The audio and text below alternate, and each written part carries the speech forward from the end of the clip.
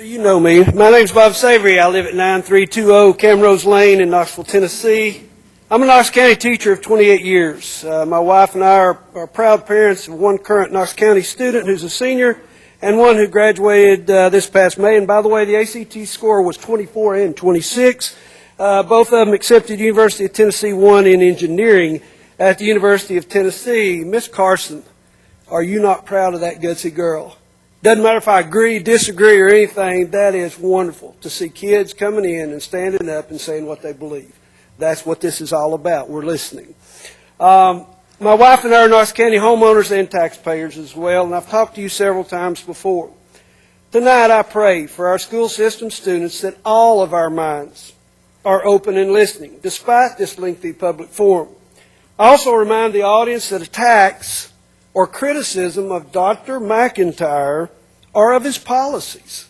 We are not attacking the husband, father, man that Dr. McIntyre is. We're attacking policies, just like when you come to my classroom and tell me you don't like the way I teach. I don't take that personally. These are not personal attacks. These are policy attacks. And I hope you see that way.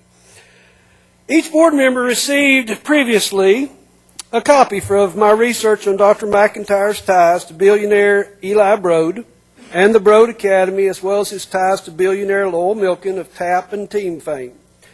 If you doubt my findings on what a dangerous connection Dr. McIntyre was for these groups and others, and just how connected he is, just look at recent events.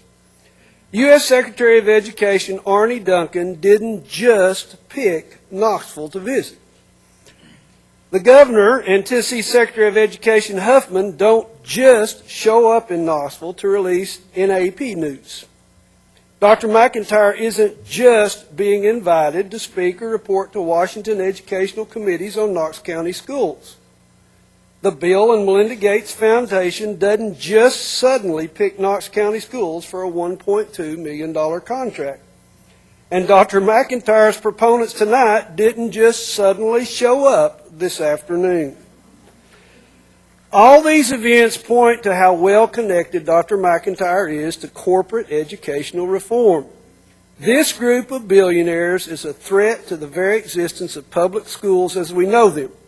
They use their money, their political influence, and their connections, like Dr. McIntyre, to get their piece of the $600 billion in public education funds in the United States. These connections make Dr. McIntyre dangerous to our local control of Knox County schools that we need. When I teach wilderness first aid, I explain to my students, the first rule of first aid is never rush in and become a victim yourself. You stop, you survey the situation, and then you act. Tonight I ask you not to rush in to extend Dr. McIntyre's contract. Dr. McIntyre has until 2016 to make or break Knox County schools.